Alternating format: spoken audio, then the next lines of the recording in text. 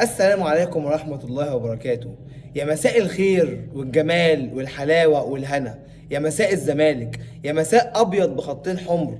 النهاردة الزمالك بيعيد على كل الزملكاوية، وألف مليون مبروك الدوري ال15 في تاريخ نادي الزمالك. الزمالك زي ما عودنا، زي ما بيزعلنا بيفرحنا، واحنا ما بنشجعش الزمالك عشان بيكسب، احنا بنشجع الزمالك عشان يكسب. هو ده جمهور الزمالك. ومن 4 ايام بالظبط، يوم السبت اللي فات، كنا بنلاعب الكونفدرالية الافريقية وخسرنا من اتحاد العاصمة على ملعبنا وفي وسط جمهورنا بركلات الجزاء، ومحمد عواد من 8 ركلات جزاء ما تصداش ولا كورة، عشان النهارده يصد كورة هدف التعادل من سيراميك كليوباترا. عشان تعرف ان ربنا سبحانه وتعالى مستحيل يخذلك، ربنا سبحانه وتعالى مستحيل يضيع تعبك يا معتمد يا جمال، ربنا سبحانه وتعالى مستحيل يضيع تعب محمد شحاتة اللي ابوه مات وخسر الكونفدرالية الأفريقية. عوض لعيبة الزمالك، عوض جمهور الزمالك. 60,000 مشجع زملكاوي حضر في استاد القاهرة، وربنا سبحانه وتعالى ما خذلهمش، عشان نفس الاستاد يعود جماهير الزمالك ولكن بلقب الدوري الممتاز، عشان الزمالك يفنش الدوري هذا العام 2025-2026 المركز الأول، ويليه نادي بيراميدز المركز الثاني، ويليه المركز الثالث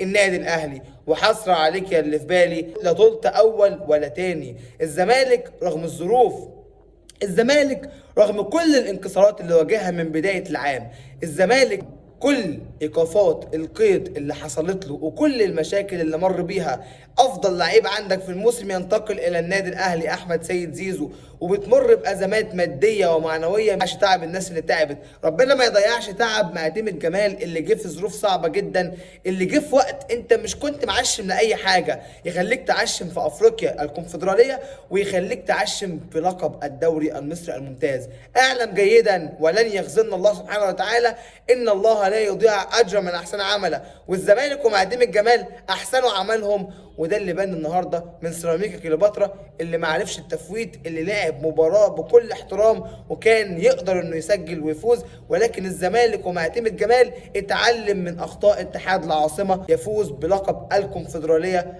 الافريقيه. تعالى بقى الناس اللي كانت بتقول ان احنا مش هناخد حاجه السنه دي، انتوا فين النهارده؟ انتوا فين النهارده وانتوا بتنتقدونا وبتتكلموا علينا؟ وانا ما زلت بقول وهفضل اقول، حط الزمالك مكان الاهلي وحط الاهلي مكان الزمالك. انا بقول الاهلي لان الاهلي هو المنافس الوحيد ليك الحقيقي.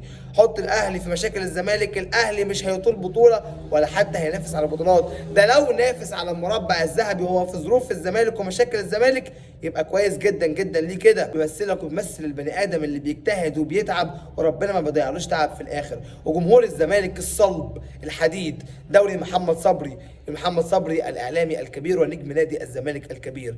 النهارده يوم كلنا انتظرنا يوم جميل جدا جدا ان احنا نحتفل باللقب ال15 في سيناريو ولا اروع من كده. الدوري جاي لك في طياره هليكوبتر.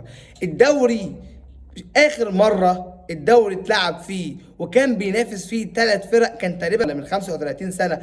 امتى اخر مره فاز بيها بطوله الدوري لحد اخر جوله الحسم ينافس فيها 3 فرق ومحدش يعرف مين بطل الدوري؟ الزمالك لما بياخد بطوله بتبقى كلها حماس وبتبقى كلها سسبنس. عشان كده نادي الزمالك النهارده يفوز بافضل دوري 2025 2026. الزمالك مليون مبروك لجمهور الزمالك، مليون مبروك للعيبه نادي الزمالك، وهارد لك لنادي بيراميدز، وهارد لك للنادي الاهلي اللي هيشارك في كاس الكونفدراليه الافريقيه. وانا عايز اقول كلمه يا جماعه، الاهلي لما احنا كنا بنشارك في الكونفدراليه الافريقيه كان بيقول لك ان البطوله دي عامله زي الدورات الرمضانيه. هنا بقى سؤال، هل لما النادي الاهلي السنه القادمه ان شاء الله باذن الله يشارك في لقب الكونفدراليه الافريقيه ويلاعب البط الكيني ويلاعب كفر البطيخ والكلام ده كله، هل النادي الاهلي يا جماعه هيقول وهيعترف ان هو فعلا بيلعب في بطوله تشبه الدوره الرمضانيه، ولا يحسسها لك اللي هي بطوله كاس عالم للانديه؟ مع العلم ان اللي كان بيلعب فيها الزمالك ووصل فيها للفاينل كان الكونفدراليه،